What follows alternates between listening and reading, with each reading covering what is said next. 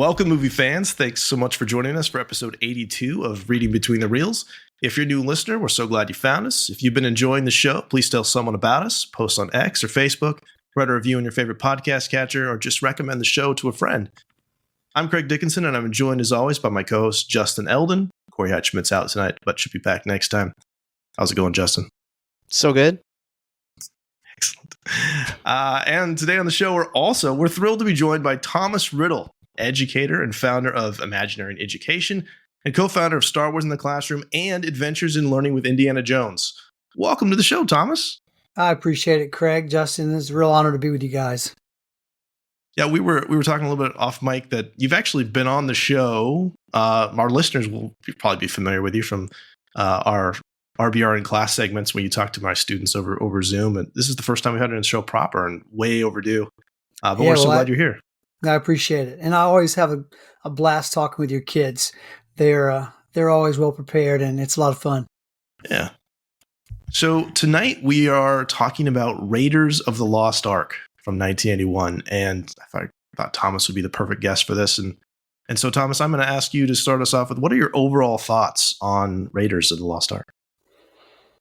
Man, it's definitely one of my top 10 movies, probably one of my top 7. It's a fantastic film, and I saw it like Star Wars when I was 8 years old when Star Wars came out. So let's see, I was 12 when Raiders came out. So I saw it at this great time of when I was just all into adventure stories and swashbuckling heroes, and Raiders kind of fit that bill for everything. It was great to see a classic hero that in that style of the old RKO serials being reintroduced to a new generation. I'd watched some of the old Flash Gordon serials when I was a kid, when my dad introduced those to me, and I was a little familiar with the genre, but absolutely loved it. And it's I mean, what can you say? We'll spend a lot of time tonight talking about it, but it's a fantastic film, and hopefully all your listeners have seen it. Nice. Justin, what about you? What are your thoughts on Raiders? I just don't think there's going to be any negativity here tonight. I'm going to agree with Thomas, like probably top 10. I don't know if I've actually put that together in a while, but I would guess top 10 movies of all time. Like, it's about as close to a perfect film as you can get, and it completely withstands the test of time. Like, even though it's 40 some odd years old at this point, like it holds up. The effects for the most part hold up. Even that end part with the face melting, maybe not so much, but it's great nonetheless. But just overall, just a wonderful film, and the amount of nostalgia I have attached to this movie. My parents, growing up, were super strict on what movies we could watch, and for whatever reason, this flew under their radar. It was way too violent for what they should have allowed, but they let us watch it, and it was on repeat all the time. And as a kid, I borrowed and then never returned the box set from a friend of mine that had all 3 of the Indiana Jones movies, and to this day, I still claim that never happened. So Corey, if you're listening, it didn't happen. I lied. That's a lie. Anyway, I'm just curious. Do you still have it? I don't think so. I mean, I never had it. I never had it. I would never steal that. I tried, Corey. I tried. No, I watched it all the time, and it was fantastic. Indiana Jones is in my brain the quintessential action hero. He fits all the bills, and in large part, I think somewhere deep in my psyche, he might be a reason why I became a history teacher. I wanted to be Indiana Jones so badly, and it's actually really nothing like that at all. But yeah, fantastic film. Yeah, I would echo much of what you guys have already said. It's in my probably top 5 favorite films of all time. As you said, Justin, it's nearly as perfect a film as you could get. This time I noticed just how incredibly well paced it is. It's under 2 hours, which is remarkable how much happens in it. And it just feels like at the end, especially, just gets there faster every time, but not in a bad way. It's oh my gosh, we're here already. And because it never lets you go. I just love how efficient this movie is, how lean it is. And as you know, for the podcast, trying to pull out specific cinematic aspects, there's too much to get all of it. It's so well done that it was like, all right, I just have to just get whatever I can get and just let the rest go and just, you know, enjoy it as much as I can, because there's so much great from this film. The one thing I did want to bring up that's a little bit new is that I'd heard of the movie 1941 over the years, but had never seen it until recently. And I only did that because I was looking through, as I was researching, I noticed that several of the studios actually had passed on this movie before Paramount grabbed it, because of 1941. And it's amazing now we look at, you know, Spielberg has been kind of venerated as this, one of the greatest, if not the greatest director of all time. But there was a moment where it was, maybe he's, you know, a 2-hit wonder, and we don't know, if we don't necessarily trust that he's going to be able to put another thing together. And then, you know, it's in that context that Raiders is released. And even from that becomes this, yes, this is one of the greatest movies of all time. And so I think it's important also to note that context. And it had a lot kind of going against it from the beginning, but it definitely rose above all that. Yeah, if you're going to have a rolling Ferris wheel, you got to have a rolling boulder, right? So, I mean, there's got to be something that's going to. 1941 still had its influence there, but yeah, I saw that when I was a kid, and it was. I haven't seen it since. Not good. Not right, good. No, it's not. That's not. I mean, it's got Spielberg. Obviously, it's got John Williams. It's got, you know, John Candy's in it, John Belushi, Dan Aykroyd. There's a lot of pieces in it, and you're like, this should work.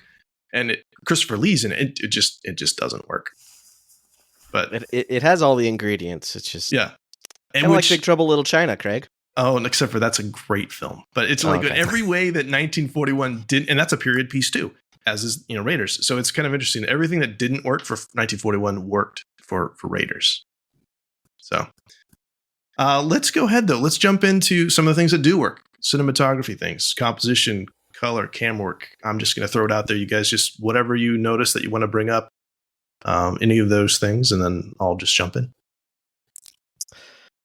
I think kind of like you said, Craig, like it was like the pacing in this movie was incredibly well done. Like I never felt like there was a lull from the very start where you're being introduced to all the characters. Like they do such a fantastic job introducing these characters, and a lot of that is done through the composition and the camera work. Just that opening scene with Indy there in the jungle, you get a couple of close-ups like on his face. You get a couple of like wide shots and like camera pullbacks to kind of show the scenery of the jungle, and a couple of I'm losing the word here. Tracking shots, like where the camera is moving, just like through the jungle effortlessly. And I had such a hard time. Like I had to go back. I made it about halfway through this movie, like kind of watching it with this podcast in mind. And then I realized I wasn't watching it with like this podcast in mind. I was just watching it for enjoyment. And then I was like, oh no, I gotta go back and like actually try and dissect this. And it's such a hard movie to dissect because I've seen it so many times as just like pure enjoyment that my brain almost didn't want to dissect it and realize that there's a camera there filming all of this. And it almost like took me out of the fun because it's done so well. Like I didn't want to pull it apart. It kind of made me sad to do so. But everything just seems so seamless. Everything just like flows together so well. At no point was there anything like so visually overwhelming that like it was distracting in a way that it shouldn't have been. For example, like anytime the Ark was on the screen, like obviously that was the center of attention visually. But I didn't feel like there was anything in there unnecessarily, like I said, drawing your attention away. Like whatever was the focus, the filmmakers did a fantastic job of like making sure the audience was looking at that. Whether it was, Harrison Ford or I forget who plays Belloc. What is his name? Paul Freeman. Right? Paul Freeman, yeah, Paul Freeman. Like, yeah, whether it's Harrison Ford or Paul Freeman, like they were just so charismatic on the screen, and like the filmmakers knew that, and just the camera work in general knew that as well. Like, you got a lot of close-up shots of those two guys because they kind of stole the scene there. Yeah, I was going to say the same thing, that the use of the close-up is fantastic throughout the film. The first time you see Indy's face when Harrison turns around, it's a great reveal. Just right up close on his face. And I'm thinking even when Sapito is looking, he's about to swap the idol, and there's this close up on Molina's face. Again, I think the camera angles used here, we are trying to dissect a master, right? But but it's used to great effect when you're trying to build that tension. And that's often seen through those close-up shots. But then at the same time, you have these sweeping panoramic views of, like, when Indy steals the horse and takes off through the camp. And, there's this large sweeping pan shot just to give you great scope of the desert and the size of that camp and the dig site itself. So there's that back and forth between those wide sweeping shots and the use of the close-up that's really flawless. I'm with you, Justin. It's kind of hard to pick this film apart because there's just so much goodness to it. Yeah, that is definitely our task for tonight, and it's a little difficult because you just want to sit back and watch. But it's really it's visually arresting. It's really interesting, and some certain things that I pulled out this time. I want to echo too, Justin, what you said. Some of the composition is just absolutely gorgeous. The way, like, the idol is framed in the middle the first time he walks in that room, and the same thing with the Ark. It's just perfectly balanced on both sides. But this time I wanted to talk about Indy's shadow when he comes back into Marion's life. Like, you see that before you see the reveal of Harrison Ford there, and it's like he's looming so large over her past. Like, that's the only way I think you can read that. And then there's also a similar thing. I love that conversation in the bar between Belloc and Indy, where he brings him in, and it's a really interesting shot because you have Indy on the left is just enormous. He's in the foreground and Belloc's in the background, really, really small, and Indy's just staring off to the whole conversation, not even looking at him. It just lingers there for such a long time until the very end of the conversation. And just like the choices are obviously they're intentional, but they're kind of unique in a lot of these ways. And so you like, what are we trying to get from this? And it's like, I mean, I look at this and obviously Ford's the protagonist, right? And Belloc is this guy who they're trying to show them. He's trying to basically, in that whole conversation, is trying to say, we're equals. We're, two sides of the same coin. But the camera is showing us that that's very much not the case.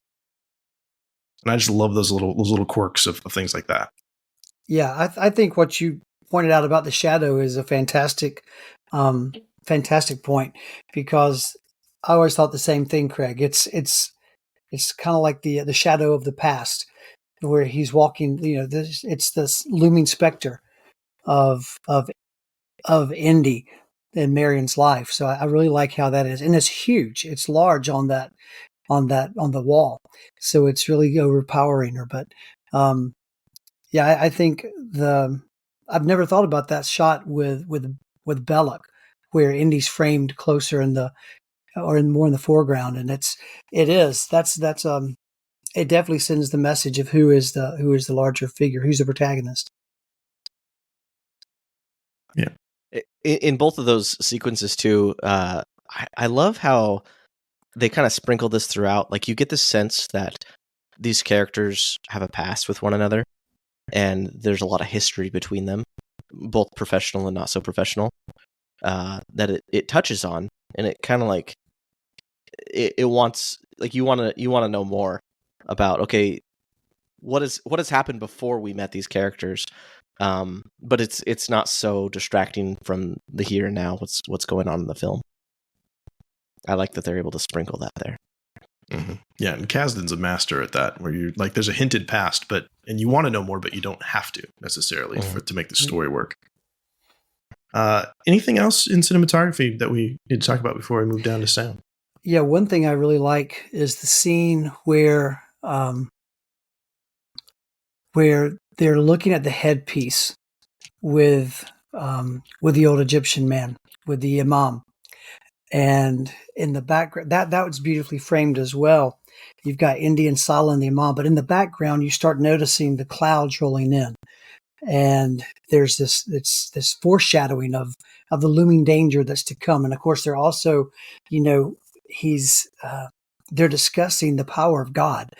They're discussing uncovering this sacred relic. And so it's really, I love it because you see the same kind of storm clouds roll in when they're taking the lid off of the Well of the Souls and the storm starting to come. So it's a really, I love that clip with the imam. Nice. There's normally not a perfect place to put this, but the editing in this film too is just genius. And it's one of many Oscars this film won. I think won 5 Oscars, and we'll get to it. Won an Oscar for editing. And then as we move into sound, it won, we're scrolling down here real fast, Oscars for best sound and best sound editing for this film. So as we talk about that, what kind of effects or music stood out to you during this view? Well, it definitely introduced us to the Indy punch. Yes. I mean, that's become an iconic sound with Indy's punching someone. But the sound editing is fantastic. The whip, I mean, everything's just so crisp. But to me, the big takeaway from that one, besides the crack of the whip, is the sound of him punching people. Yeah. Okay. It's overly exaggerated. Is that what that? I don't know if I've ever picked up on that. Maybe I've seen it too many times. It's a definite sound that when it's a unique sound that you hear throughout all the Indiana Jones movies. It's the sound of his punch. So I mean, you can hear it. Is it only him punching, or is it anyone punching? I'm trying to remember if it's is exaggerated when you when he's getting hit, because he takes his share of shots for sure. I'm thinking of that scene underneath, like with the mechanic. I'm thinking of all those noises. Those are some punches. But I remember in Dial of Destiny when Andy walks up, he's trying to blend in. He's dressed as a German soldier, and he comes up to the window, and he punches the driver out for the car so he can get in and drive the officers. And when he does so, he throws that punch. I remember sitting in the theater thinking, there it is. This is the last time we're going to hear, hear some of these things related specifically to Indy, or at least what I grew up thinking about. But yeah, I remember that is that same sound effect that you always have. And of course, the Willem scream, So you got the always. Yep.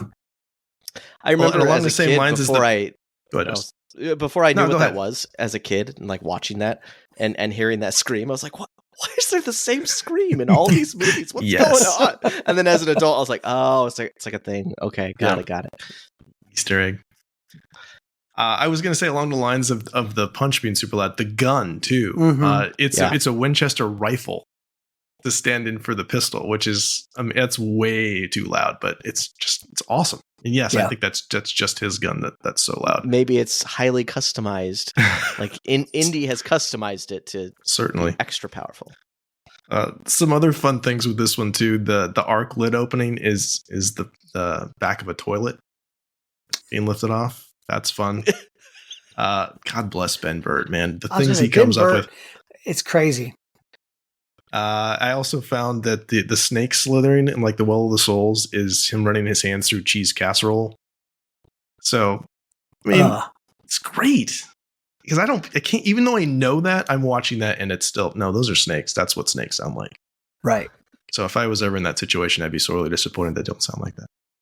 Why does the floor move? Oh, we'll get there. The music is John Williams, which is amazing. There's so many leitmotifs in this one. The Raiders March is instantly iconic, I think. And it's super versatile, too. We hear it in different keys and in different tempos. And I just love that so much. What about you, Thomas? What do you like for the music?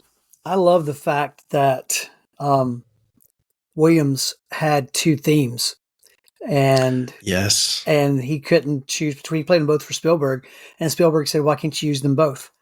And that's why we have the dun dun dun dun dun dun dun, and then you have dun dun dun dun dun dun, dun, which is the separate theme that Williams had composed and put them both to get both together. And there, I mean, it would sound weird otherwise, But Williams once again he was on quite a roll through this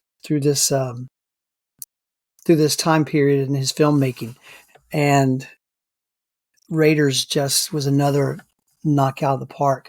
Like you said, the leitmotifs are fantastic. Marion's theme to this day is one of my favorite compositions of his. It's what again, you were trying to. There's so much. I mean, there's everything about that score. I listen to it all the time, and along with his others. But for Raiders particularly, it's the first time we heard that, and it's so catchy. It's one of those things that you can leave the theater with it in your head, and that's the sound of the sign of a good score. Yeah, and I remember David Collins. I'm pretty sure it was on the soundtrack show when he covered. He had some great stuff about Raiders, and the fact that Marion's theme one is structurally very similar to Leia's theme, which makes a lot of sense. They have a lot in common, sure, but it's interesting that we think of if it's called Marion's theme, we think of every time she's on screen that would be kind of her theme music, but really what it is it's more Indy's perception of Marion's theme. It's really what he's thinking of her is when we hear that. Which after I heard him describe it that way, I was like, yeah, I watch the movie that way every time now. I can't not hear that. Right. It's got to be through his eyes that happens. Yeah, because he's seen that. That's a great point, and I'd never heard David talk about that. Or that's terrific, because I was just reading something this afternoon where Kieran Allen was talking about that. There were times when Spielberg and the writers were wanting to play Marion as more of a damsel in distress in some scenes, and she said this is not who she is, and said that was not her character. And so, thinking of what you just said about the theme, it's a very romantic theme. It's seen through Indy's. I don't think she would see herself that way. Agreed. at all. But it really gives you insight into what he's thinking really about her, despite the fact he tries to hide it behind that gruff exterior that he's still head over heels for. Yeah, and I always think of that in terms of the scene where he's drinking after he thinks that she's died. And it's that really kind of slow, melancholy version of her theme. And it's like she's not even on screen. It's clearly him thinking about that. That seemed to be the most obvious statement of that. That was like, yes, this is his ideas of that. Yeah, and I'll tell you one of my favorite tracks from that soundtrack is the Desert Chase. I mean, it's just become iconic. That entire long piece of the chasing the convoy, and it's such a great use of Indy's thing, or the Raiders theme through that, but also it just fits the scene perfectly, fits the action perfectly. Whenever I listen to that piece of music, I can see every scene or every frame in my head, because it just pairs with the action so well. And speaking of that, this time I had to find out what it was. I had to research the basket game is the name of the song. Yeah. Mm-hmm. It's that kind of frenzied and almost comical. It's almost Mickey Mousing through certain things, which is great because it's like you would think with different music, you'd think she's actually really in danger. But it's kind of played very light. This movie's pretty heavy in a lot of moments, but it's also got great moments of levity like that. And then you also, of course, you have like when she hits the guy with the frying pan, like that's a very exaggerated kind of cartoon-esque sound effect. But I was going to say a sound effect too, along with that. So good. And then even when she's, you hear her, Indy, she's, Yeah. it's just, everything's exaggerated until you come to the Cairo Swordsman. Yep. And then you contrast that with like the Ark theme, which we haven't talked about either, which is just so haunting. Like I don't even want to talk about it. It's so good. I don't even know how to describe it, but it's just wonderful. Something else that, again, I got to give credit where credit's due. David Collins pointed out the pizzicato. It's called pizzicato. It's little plucking of the strings when the tarantulas are on the two guys, Sapito and Indy in that first Peruvian temple. It's so creepy and it works so beautifully. I love that. What a great use of music instead of sound effect for that. Just interesting. It stands in for that. And then one last thing I had for that was that you have this, what I think is just a great transition from the main title. The first time we get to hear the main title fully stated, and then he's traveling back, and then it ends with bells as we see the school, which is just instinctively makes us think it's class is about to start. And just wow, just genius. So good. He's a master storyteller with music for sure. I mean, Spielberg and Lucas's films wouldn't be what they are without John Williams. I mean, there's some terrific composers out there who were active at the time, of course, but none of them, I can't imagine those stories without Williams being accompanied by Williams music. Yeah, and growing up in the 80s, like how spoiled, I mean, to have that in Star Wars and Superman and E.T. Yeah, I've often said that he wrote the soundtrack to my childhood. Yeah, no doubt. It's everything I listened to. The albums I wanted as a kid. I wasn't getting very many rock albums or anything, pop culture or pop music albums or anything. I was getting soundtracks. I was getting scores, mainly Williams. So speaking of music that's not John Williams, what did you think? This is kind of just a random question, Thomas, but the Sala singing from the HMS Pinafore, what did you think of those songs? Did that make sense? Did that work for you? Did that feel odd? Because you were much older than I was. No, sorry about that. That sounded really mean. You were a little older than I was. As an almost teenager, first time you heard that. Yeah, and I wouldn't have picked up on what that was from. Although when he starts talking about a British tar, and then it wasn't. I guess on subsequent viewings through my teenage years, once I really started studying history more and understanding the role of British colonialism in the Middle East, and it made more sense to me that he's singing this song, which is related though to British imperialism. But it was at the time. No, I had no clue. I just thought it was a cool little shanty. That was all. No, yeah, thanks for that. I mean, that does give some context because that just always struck me as kind of odd. But giving that historical context, I'm on board with that now. That makes sense. I also wanted to point out another, I guess, kind of vocal sound is like the Ark spirits and the way they came up with those. I read it was sea lions and dolphins filtered through a vocoder. And yes, I kind of hear that.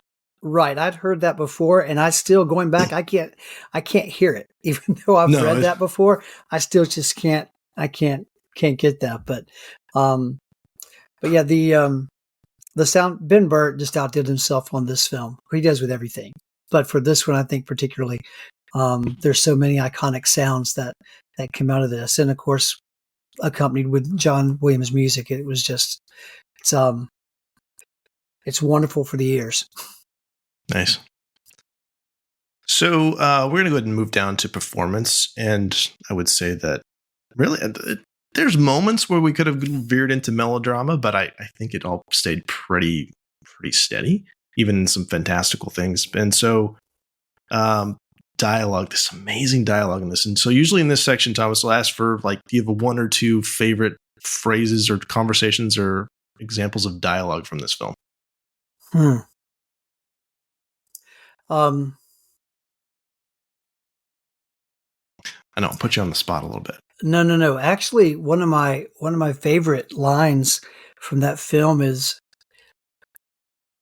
delivered the way Karen Allen delivers the line when Indy first comes to the Raven. And Indiana Jones, I always knew that someday you'd come walking back through my door. And when I don't know why that always stuck with me, but I thought that was even as a kid, I wanted to know, well, what's this whole story all about? You know, what's going on here? But I've just always liked that. I think the whole scene, there's not much dialogue, there's some, but where does it hurt? I thought that was wonderfully played. Yeah. I love that. But I think two of my favorite words, just two words together from the entire film, that I've often used in different situations is top men. Top men. Yes. Yeah. Well, who do you have working on it? Top men. Yes. So I like those, but there's and then the other one is just I'm making it up as I go along. Yep. I mean, you can't. That really is kind of summarizes the character of Indiana Jones. I don't know. I'm making it up as I go along. Mm-hmm. So it's those are great for things that just come off the top of my head. But what about for you? I mean, I started just kind of chronologically at the beginning in the temple. Satipo says, "Let us hurry. There's nothing to fear here." He says, "That's what scares me." Yeah. But I love that conversation. I mentioned it earlier, the conversation in the bar with Belloc, and it's long, and almost all of it is amazing. But just a couple examples from there. Belloc says at one point, "Where shall I find a new adversary so close to my own level?" And Indy says, "Try the local sewer." So good. But I think my favorite part is the end, though, when Belloc says, "Jones, do you realize what the Ark is? It's a transmitter. It's a radio for speaking to God, and it's within my reach." And Indy says, this is when he finally turns to him. "You want to talk to God? Let's go see him together. I've got nothing better to do." Yep. It's like that's the thing that finally gets him to interact. He's just been tuning him out. Oh, so good. Yeah, it's great. And the other thing that I like there, the bit of dialogue is when he's talking about the watch. And if we just bury this in 1,000 years, it'll be priceless. But there's and also that whole scene is just great when he's talking about. And you mentioned this earlier, Craig, where there's he's telling Andy there's really not much difference between you and I. Mm-hmm. And I think there's and those two actors play that so well together as well. Yeah, I still think that what's become one of my favorite lines, and my kids will be disappointed if I don't bring it up, is when they open up the Well of the Souls. Oh, yeah. And Solace says, "Indy, why does the floor move?" It's like, "Give me your torch." And then we get the great snakes. Why does it have to be snakes? Which used to be the part that got me. But really what gets me now is Sala's reply. "Asps, very dangerous. You go first." You go first. Oh my gosh. Yeah. There's just the right amount of humor throughout that entire thing, Yeah. Asps, very deadly. You go first. Which I was struck this time when he leaves. Actually, after they get the Ark out of the box and they're pulling it up, that Indy lets Sala go first, which I thought was fascinating because this is torturous for him to be down there, right? But I think that also spoke volumes about who Indy is at that moment, right? So, what is it Belloc says? Once again. What is it? What's he say? How's it go? What was briefly yours? It's now mine. Yep. Nice. Oh, so good. I had that. I'm making this up as I go. That's so good. Yeah. Yeah. What else did you have down? Well, I just had, which again, the older I get, the more this is awesome. It's not the years, honey. It's the mileage. Oh, how could I not forget that? I use that one all the time. Oh, God. Yeah, that one's great. That's I definitely can relate to that one for sure. At this stage of life. Yeah. Well, we also like to talk about body language and facial expressions as part of performance. And you mentioned Satipo's face and his hand movements, which I love that you brought that up. Yeah. Harrison speaks volumes with his eyes. He, as an actor, I think he does that incredibly well. And he does it throughout this film as well. I mean, again, going back to the first time we see him, he's got this steely-eyed glare on his face when he turns around, right? It's just this focused determination.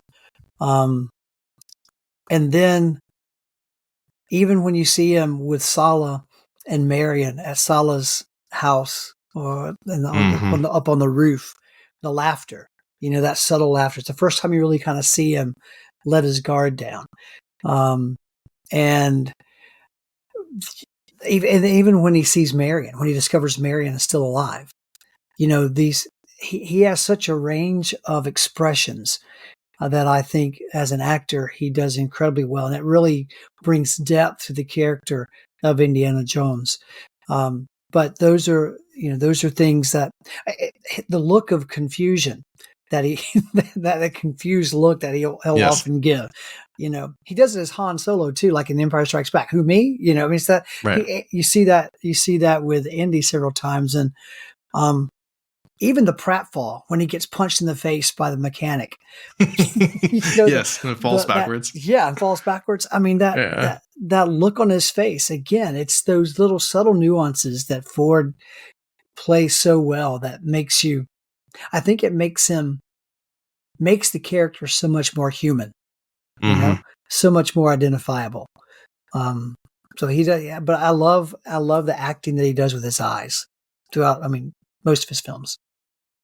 Yeah, just to kind of add onto that, I had a couple of those that I wrote down that were slightly different. Like when he has the "Love You" eyelids, the look on his face, he's completely baffled at what's happening, and he stutters over his. It's just, I love that he's almost two characters in this film. The teacher Indy and archaeologist Indy are very different. There's different sides of his personality, different contexts and things like that. We all have, we all act differently in different circumstances or whatever. Right.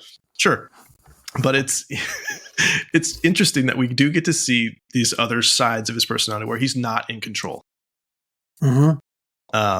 And then I also had the part where we see the top of the Well of Souls being opened. That he almost like a crazed look. His eyes are super wide. It's like he's reached this goal, and he almost looks crazy. It's interesting, right.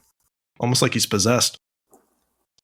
I also had things about the truck chase. Man, I just wrote, this is still my favorite action sequence of all time. Yeah, it's flawless. And the only thing that I'm kind of sorry for is that with the advent of CGI, is that at this point when I show this to people who have not seen it, nothing is CGI, guys. You got to understand. Right. I would show this to my students in film class. I'm like, these are stuntmen doing this. Yep. Exactly. It's so good. Yeah, and I love the inspiration for it too. Is that that chase is from Zorro? Yeah. Were you aware of that one?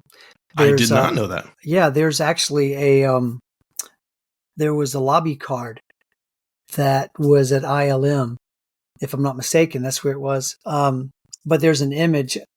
I can share it with you, Craig. It's pretty cool, but it's almost the same thing. Zorro is jumping up on a truck from about the same time period, off of his horse. And so that was the inspiration for Indy riding the horse into that chase. That's so good. Yeah. But again, to think that there was a real person dragged behind a truck, including Harrison, but dragged under the truck. There's, when I was a kid and watched the making of, there were some things that I can't unsee now that once you see, like you can see the groove underneath the between the wheels of the truck. Where I noticed that this time too. Yeah, where he's dragged back, but still, it's that scene is one of the best. I would agree with you. Yeah. By far, it's one of the best action sequences of film. Something else I want to put that's not Harrison Ford. Hey, I'm sorry. No, yeah, go for it. Yeah. And that chase. I just thought about that when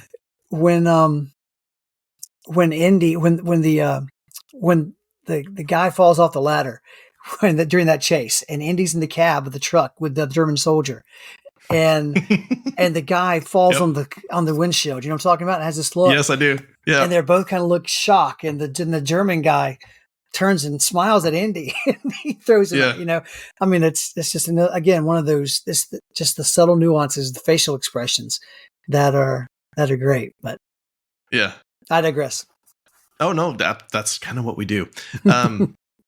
The Marion's introduction with the drinking contest and the way that there's nothing in English there, so you all have to pick that up with body language and her facial expressions, where she's, it looks like I'm assuming she's acting more drunk than she is, because she gets right up really quickly at the end. What an amazing example of indirect characterization, where you get to know who she is so quickly. Right. And then it's also foreshadowing for the Belloc drinking scene later. It does so many different things. Right. I agree. And that you don't have the scene with Belloc in the tent without that introductory scene. I mean, it just doesn't play the same. I love that. And I didn't know until recently that the guy she's drinking against is I think it was a tourist. I mean, he wasn't Really? Yeah, he wasn't from Nepal. I think was it Australian or something like that. I can't remember. It was like in the where did I see that? Like in the script notes or something. I don't even know how I found that, but yeah, that's the first time. I always assumed he was just a local that she was drinking against. But again, it doesn't matter. Again, it sets up that says a lot about her character when you've got this big burly guy and she's drinking him under the table and she's this petite little thing, Mm-hmm. So to me, again, it's like, tell me more of your story. How did you get to that point? Yep. So, she's not the damsel in distress, like you mentioned. Not at all. We've alluded to a little bit the fact that this is an homage, and so obviously Jones's attire is very much based on past things, like Humphrey Bogart's in The Treasure of Sierra Madre, Charlton Heston in Secret of the Incas, a couple of things. But he also had the tweed suit and the glasses. I mentioned it's kind of this other persona. I love that there's that dichotomy between those two things. And one of the I wanted to mention, just Belloc's, his priest outfit at the end. I remember there was an action figure of that one. Mm-hmm. Still have my Indiana Jones action figure, the spring-loaded hand. Did you collect those, Thomas? That's funny. I actually just tweeted about that today. I still can't call it X. What do you call it? Exited about it. Yeah, whatever it is. That I have a friend who has one of the largest collections of science fiction toys and collectibles I've ever seen, a personal collection I've ever seen anywhere. I mean, he's been giving it to museums across the country. So, I mean, I've been helping him curate it to donate to multiple museums. And he came across the original line of Kenner Indy toys that he'd forgotten he had and boxed up. I mean, it looks like the warehouse when you go into his collection from the end of the movie. Nice. And so I was lamenting the fact that I never did collect those as a kid. I don't know why. I was at that age. I was still getting Star Wars stuff. I was kind of getting out of toys though. I was, like I said, I was like right there at 12 or 13, but I was collecting Star Wars stuff now. Yeah, exactly. But I had the board game, the Raiders of the Lost Ark board game, and I don't even remember it. The only reason I know is because looking at pictures from Christmas of that year, there it was amongst my stuff I got for Christmas, and I still don't have recollection of that. But you were talking about Belloq's robes. The fact that I think he thinks he's being authentic. Like that's kind of, he's like, I'm going to do this ceremony. I want to make sure I've checked all the boxes. And it's like, what he doesn't realize is that he's only adding to the sacrilege. Right, exactly. It's so arrogant of him. He speaks in Hebrew in the whole bit. And it's like, you didn't make it better, dude. No. You made it much, much worse. Yeah. And that's one of those things where I wondered, wait a minute. How did you happen to have those robes on that island? You were supposed to do the ceremony for the Führer back in Berlin, but you sent ahead for them, I guess. Or maybe you just had it packed ready for something, in case you had to do it wherever. You knew what you were going to do. But yeah, I agree with you. That was incredibly arrogant, just made it so much worse. Not that it was going to be any better, but yeah, it was... that was an interesting scene. Yes. Well, I think we've lost Justin. Hopefully he'll get back, but I'm sure he loved this movie, and he's very sorry that he's not honest with it right now. Hopefully he'll join a little bit later. I hope so. As we move down to setting and design, another Oscar, this time for Best Art Direction, which is now called Best Production Design, which, yeah, obviously. Locations... it was filmed in Tunisia. I love the fact that it's filmed in Tunisia. That's such a Lucasfilm thing. Yep. Some in Hawaii, like the beginnings in Hawaii. Right? Yeah, exactly. You've scattered it already. And you've got Jawa Canyon right there. Where they're marching the Ark through is the same canyon where the Jawas. Oh my gosh! Why did I not remember that? Yeah. So it's the same location where R2 gets ambushed by the Jawas. Oh, that's a nice pull. Yeah. I got to watch this again. Not that I wouldn't want to watch it again, but I'm going to watch it now specifically for that. That's great. Right. Lots of matte paintings because it's the 80s, of course, to kind of establish that. I mean, I'm sure that like the arcs, that scene at the end is that's so beautiful to not be a matte painting. Real tarantulas and snakes, because again, not CGI. Love all that. I love that they've taken out you could see the reflection of the cobra for the longest time, and now I still like that. I think it's great, And it's Harrison, really there, though. Yeah, it is. And you hear Harrison talk about that in interviews. That look on his face was authentic because of course it is. That thing popped up, Who wouldn't be, But I love too that Spielberg said, nope, got to have more snakes. They had to round up more snakes. They didn't have enough. He said it looked fake. It was just didn't look good enough. So I think they emptied all the shops in London and everywhere around that had snakes to bring them there. Amazing. I've always loved the map room. I don't know how that would necessarily work, but I just love it. Visually, I just think that's fantastic. But my biggest thing with that is the staff is supposed to be 6 feet tall, right? 5 feet tall. No, it's 6 feet, and then take off a foot. So how is it taller than Indy? How short is Indy? That never quite jived. Well, since I've been old enough to pay attention. Yeah. It's maybe he's standing off to the side. No, it's all right. It looks more imposing that way, I guess. Yeah, tiny little nitpicks. But wait, was it, did he say, I can't remember. Was it in feet or was it in another measurement? Well, he said it's about 72 inches, and then take away 12. Then take away 12. Okay.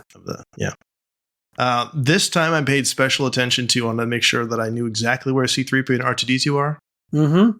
Because they're on that post next to the Ark. They're on Indy's right as they're lifting the stone. So if you're looking at Indiana Jones as they're lifting it up, it's on over his right shoulder. So for our listeners, just in case you didn't know that was there, it's once you see it, you can't unsee it. I actually saw today, Craig, someone's made an action figure of it's a Raiders action figure with 3PO inside with the close-up. The image on the card is the close-up of 3PO engraved on the carved on the wall. Right. But that's it's done just like the Kenner's Kenner vintage card, but it was 3PO inside. That's fantastic. Just some other things. Yeah, I wrote down about the staff. I love the fact that Tote's coat hanger was originally something that was supposed to be in 1941, and then that didn't work, and that gag didn't work, and so they reused that. Yeah. And then Ralph McQuarrie worked on the Ark decorations. So the only piece of artwork that he did was the illustration in the Bible of the Ark of the Covenant. So you know what you see in the Bible at the beginning. That's Ralph's really major contribution. So looking down at characters, we've covered just about everybody else. I should mention Ronald Lacey as Tote, who that's a figure that I had, and so that character was very important to me. But I didn't know his name for the longest time. He's not in it a ton, but he's great. He's very effective. Oh, he really is. He's got that Peter Lorre-esque, nature about him. He's like, and that, especially his laugh is so creepy. Oh yeah. We didn't mention Denholm Elliott as Marcus Brody. He's fantastic in this as well. He is, and that's one thing about Brody. To me, his character changes a great deal between or from this film to the next, because when I see Brody in this one, he seems very academic, very straight-laced, but then you see him in Last Crusade and he's kind of the bumbling fool, almost, which at one time I'm reading somebody's take on that, somebody's explanation, but I can't recall what it is, but it's kind of a glaring difference between two portrayals of Brody, but I love Brody. Some other things, I always love the fact that William Hootkins is in this. He plays Major Eaton. Of course, he's Porkins from the original Star Wars movie. He's Eckhart in Batman '89. One thing that had bugged me for years, and I finally figured out, is that George Harris, who plays Katanga, he's also more recently played Kingsley Shacklebolt in the Harry Potter movies, and that's why when I saw Kingsley Shacklebolt, I was like, I know that guy from somewhere, but couldn't place it. Thank you. That answers that for me too. Yep, never knew that. Yep, that's crazy. Oh, he's so good. Yeah. Pat Roach as the big giant guy at the beginning, and as the mechanic guy. So right. That was really cool. He got to play two bad guys in the same film. Yeah, and then shows up in the next one. Exactly right. He's the guard, right? Yeah. Let's see. We've talked a little bit about, I'm looking at Hero's Journey, and he's pretty much fully formed, but the fact that he's fallible and gets hurt is amazing and kind of a new concept for this type of character. I think that's why he's incredibly relatable. I've had that conversation multiple times with people. That's why that character's so good. To me, he's everyman. He really is kind of an everyman, because he gets the crap kicked out of him. Yes. And keeps on going. It's like he is fallible. To me, that's also kind of like why I like Din Djarin, the Mandalorian. He's I see that's a conversation for another time, but a lot of parallels between the two. Sure, he's out of his depth sometimes. Mm-hmm. Yeah, for sure. So as looks like we're just about ready to wrap up. Final thoughts, Thomas, on Raiders of the Lost Ark. Justin said something earlier, and I think he said it kind of half jokingly. I couldn't tell, about that influencing him becoming a history teacher. Well, there's two movies that I think probably had a lot to do with me going into that field, because that's what I am by trade, as a history teacher. And that was actually Star Wars. I loved the old feel to it. My dad actually probably had a lot to do with it, because he raised me on Errol Flynn, swashbucklers, and John Wayne. She wore a yellow ribbon, so the Western movies and things like that. And so from a young age, I had an interest in historical period films, if you will, or stories. But then when Raiders came along, by that time I'd already had a keen interest in World War II as well, and World War I. And it kind of checked all the boxes for me. And the piece of archaeology added to that. So, gosh, I guess my freshman year in college, my senior year in high school, I was thinking about becoming an underwater archaeologist. This was something I wanted to. I'd kind of morphed from marine biology into underwater archaeology, but I couldn't get away from history. And I think honestly, that character of Indiana Jones did have an influence in me, especially having an interest in things of the past and studying ancient relics and things like that. So, I look at this movie not only as a great film, it's almost like you said, a flawless picture, but the story itself has influenced so many people. I know countless historians, archaeologists that I've spoken with over the years, who say that, hey, it's a bad example of archaeology, but yeah, I went into archaeology because of Indiana Jones. Mm-hmm. And we wouldn't have had that without Raiders, So it's just a fun film. It's a great popcorn flick. It's the way movies used to be made in the summers, that left you just feeling great. And I was excited to be able to enjoy his last film as much as I did, to see this character, kind of close out a story. And there were so many great callbacks to Raiders in that one. But yeah, I think it's just a flawless piece of filmmaking. That's why it was gone down as one of the great classics of all time. But personally, I couldn't agree more. Yeah, it's like Justin said earlier. It's over 40 years old now, and it could be made yesterday. It's such a good film. I really can't add on too much to what you just said because it was beautiful. People talk about a reboot or anything like that. No, you don't reboot this, and I'm even torn. I'd love to see more Indiana Jones stories.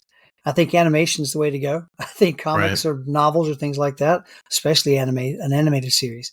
But Harrison Ford is Indiana Jones, and I just can't see anyone else playing him. Oh, agreed. So before we get out of here, Thomas, I want to give you an opportunity to let us know what's going on with you with Imagineering Education. You mentioned something a little bit off mic before. So tell us what's going on. Yeah, so I have a consulting business called Imagineering Education, where we work with helping particularly teachers and create immersive experiences and spaces for students to help with student engagement and learning. And the whole idea came from a TEDx talk I did a number of years ago called Imagineering Education, and it was built around the premise of what if we design schools like Disney designs theme parks? So what would it look like if we took those same kind of design principles and applied them to our classrooms? And when I started playing with that idea, I realized that the Imagineers were giving language to things I intuitively knew as a teacher worked. And so at that point in time, as an administrator who was working on helping to design a middle school, we began to make intentional use of color and space design and things like that to create these spaces that were designed to increase student engagement. And I've seen it work time and time again over the years. So I'm excited. I've been working on a course for about a year that kind of distills all this into an e-course that's going to be available starting January 15th. And just went on sale last Friday. So it's real. It's happening. It's something I've been working on, like I said, for quite a while. It's about 4.5 hours of content that you'll get. And if anyone wants to know more about that course, they can find me at imagineeringedu.com. Awesome. And we'll have some other links for the website and for you on X as well, so we can reach out if they have other questions. Yeah, that would be great. And you can also we're still working away at promoting teaching with Star Wars and Indiana Jones, and this year has been mainly with Indy. And there's some projects that my partner Wes Dodgens. Wes and I have been doing Indy in the classroom and Star Wars in the classroom together for years. We taught together at a high school for many years. And he's been my partner in crime with all these fun adventures. But we've still got some irons in the fire and some things we hope to be able to talk about in the coming year. So follow us at Indy in the classroom and Star Wars in the classroom, and you'll find out more. Sounds great. So as we close, we just want to say thanks so much for listening. If you'd like to connect with us, you can find us on X and Facebook, email us at readingbetweenreels@gmail.com, or use the SpeakPipe app on our website. If you enjoyed the show, please tell a friend and support us by writing a review on your favorite podcast catcher. And one last thing, our next episode will be a review of Mission Impossible with special guest David Jesse. Send us an email or voicemail about your favorite moments from Mission Impossible, and we'll share it on the next episode.